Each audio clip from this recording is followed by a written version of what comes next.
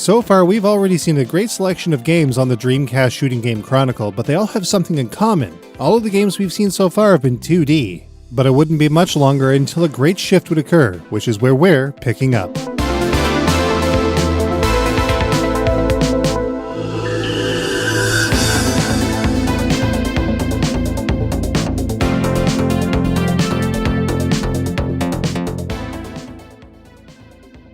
The Dreamcast has a great selection of shooting games, but it also has an interesting distinction. Almost all of the officially produced shooters for the platform are 3D. So let's see exactly where the dimensional shift occurred.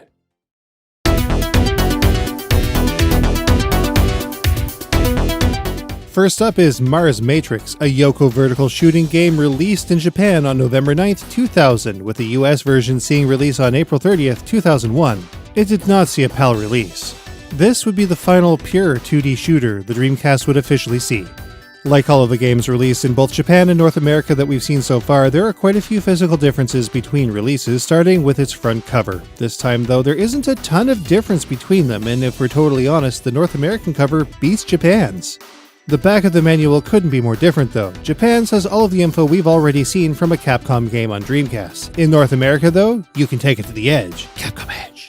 The Japanese OB features bright, colorful main text with red subtext, all in a subtle field of hexagonal design elements. It also features the blue shooting emblem, which we saw on the Gunbird and Giga Wing OBs as well. Our copy of Mars Matrix also came with a registration card. Inside the case, Mars Matrix has a transparent panel, like many other Capcom Dreamcast releases in Japan. Its bright, colorful imagery easily beats the distorted, drab stage boss of the North American version. The same contrast is present between the Japanese and American discs as well. The original bright pink disc is retina-scorching and awesome, while North America gets a rough, drab silk screening job yet again. The back of the case is pretty night and day as well. The Japanese version is bright and colorful with a good selection of game features listed. The features and support information from the OB is also present. North America, on the other hand, is dark and muted with a story blurb and a handful of screenshots. Interestingly enough, there is no indication that Mars Matrix supports VGA on the back of the case. Of course, as we've seen with every Japanese release so far, Mars Matrix has a fantastic full-color manual that spares nothing in terms of design and content.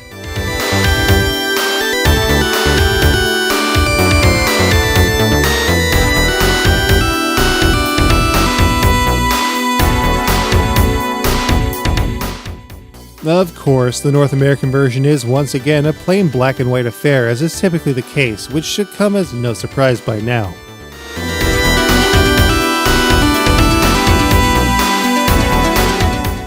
We covered Mars Matrix on episode 121 of Bullet Heaven, and it was a game that we had mixed opinions about. It definitely has a strong cult following though, which makes it an essential shooting release for the Dreamcast shooting completionist. As has frequently been the case, the North American and Japanese versions vary greatly in price, with North American copies going for much more than Japanese ones, typically speaking.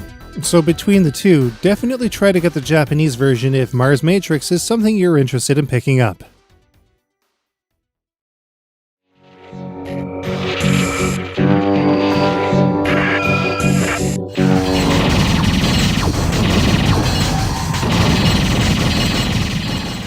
Mars Matrix makes a name for itself with its tough-as-nails difficulty, evolving ships, and an evolution of the Reflect Force from Giga Wing, known here as the Gravity Hull Bomb or GHB. All attacks, whether it be the machine guns, piercing cannon, or a GHB, can be triggered with just one button, though input options exist to split these functions up, complete with rapid shots for each. Knowing how to activate and manage the GHB will be critical for players to get further in the game. All kinds of options like extra lives, credits, faster GHB recharge, and so forth can be unlocked by building up a spendable lifetime score, which can make the game more approachable. Of course, this can also take time and sometimes requires a lot of effort. The Japanese and North American versions are both more or less identical to each other, with the exception of the Japanese version's modem support for online ranking. Of course, that's now defunct, so for all intents and purposes, both versions are now pretty much identical. For more on Mars Matrix, be sure to check out episode 121 of Bullet Heaven. And yes, we know now, VGA is definitely a feature in this game despite not being listed on the American back cover.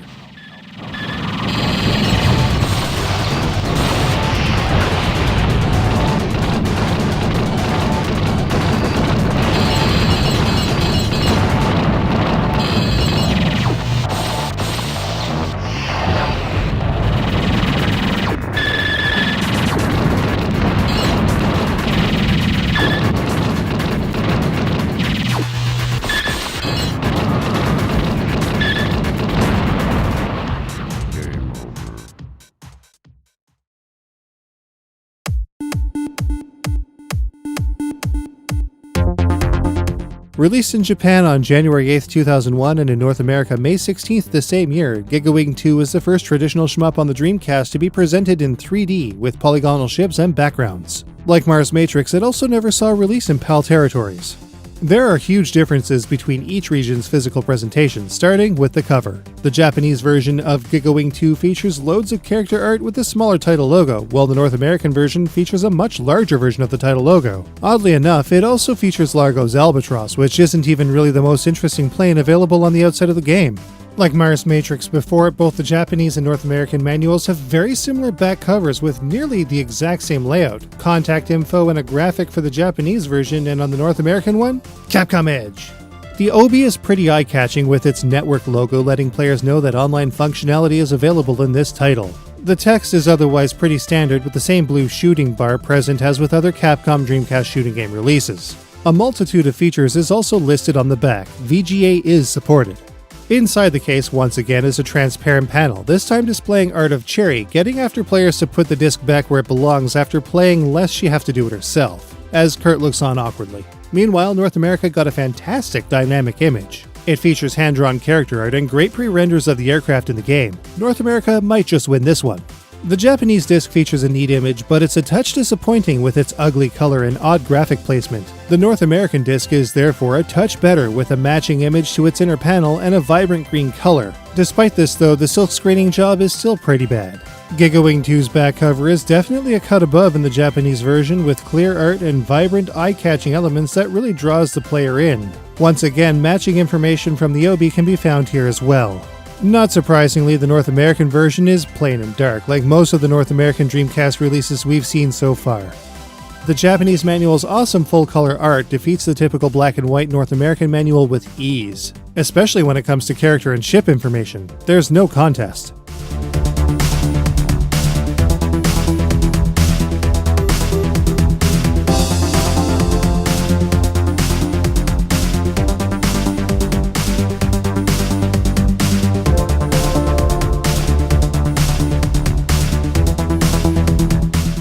Giga Wing 2 might be the first scrolling shmup on the Dreamcast to use 3D models, but it's also the final one to see release in North America. This has very likely contributed to its very expensive status, especially since this localized version was the only one available in the West, which probably prompted PAL players to import it for themselves. That said, the Japanese version is quite a bit more affordable, so if it's possible to play Japanese games, we recommend going that route instead.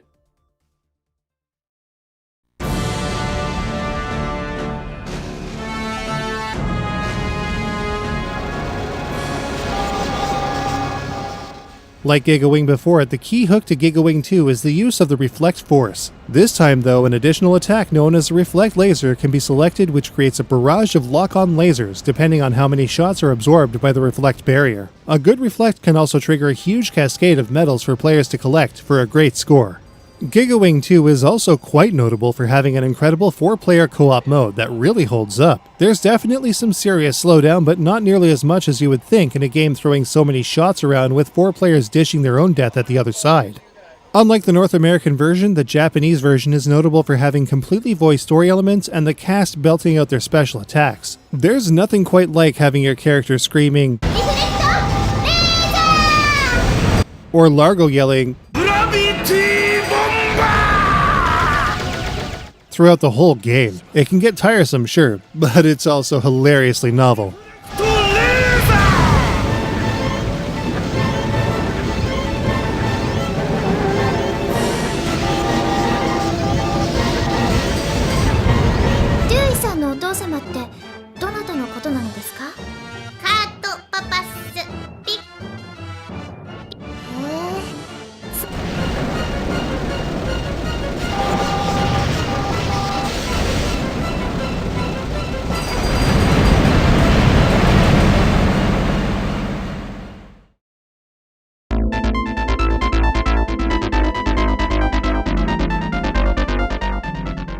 Zero Gunner 2 is a Yoko omnidirectional shooting game developed and published by Saikyo exclusively in Japan on September 6, 2001.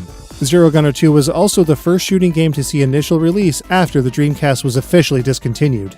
Now this is how to design a cover. All 3 player craft zooming towards the perceived camera, logo front and center. It's clean, and it works. On the rear of the manual, the Zero Gunner 2 logo and contact information for Psycho can be found. It's simple and utilitarian by design. Zero Gunner 2's Obi features bold, colorful text, daring the player to take on its 360 degrees of challenging gameplay. It's definitely one of our favorites on the platform.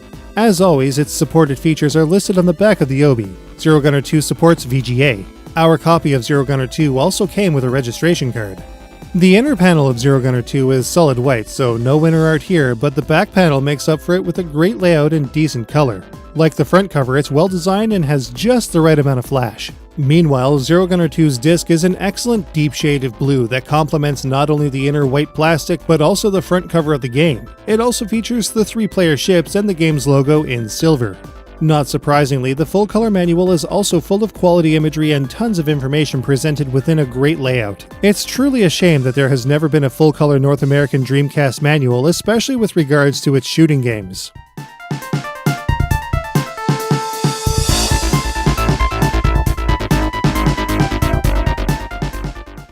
Zero Gunner 2 is more important to our Dreamcast library than probably every other shooting title ever produced. That might sound odd, but obtaining a complete copy of this title is the entire reason we even started this whole project. It's definitely not cheap, typically speaking, but this is one title that begs to at least be investigated.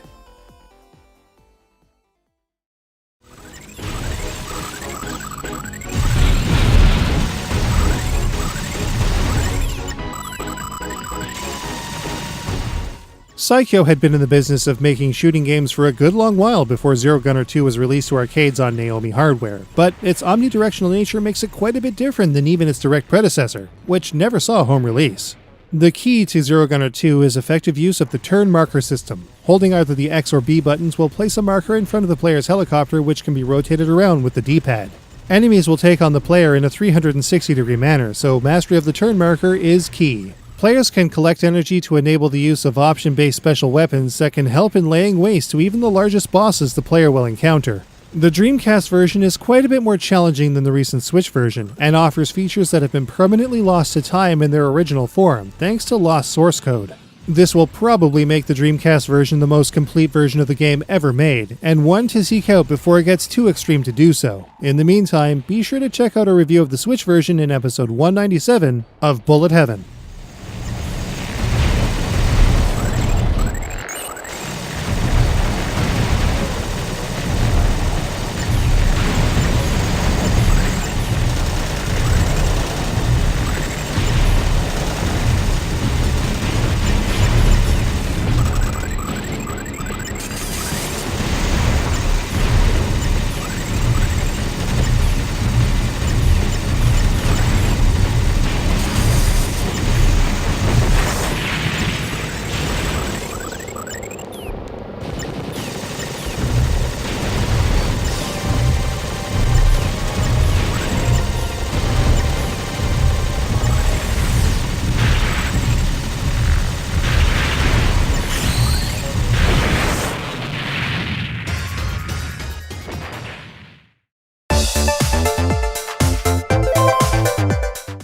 Let's go ahead and add these guys to the matrix.